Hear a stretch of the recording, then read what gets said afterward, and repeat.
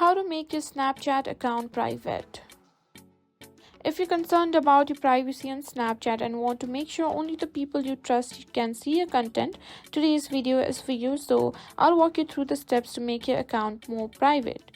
So let's dive right in. First, open the Snapchat app on your phone.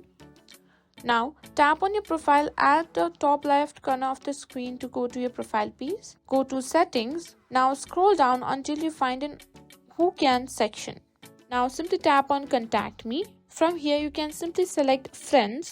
Now only people on your friend list will be able to send you snaps and messages. Now go back to Who Can section and simply choose View My Story. You'll see two options. Simply tap on My Friends. You can also choose specific people who can or can't see your stories. To make your account as private as possible, you can select My Friends or Custom.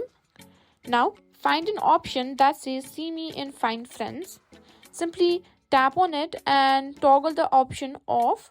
This prevents people from finding you through quick ad based on mutual friends. And that's it. Now you know how to make your Snapchat account more private and take control of who can see your content.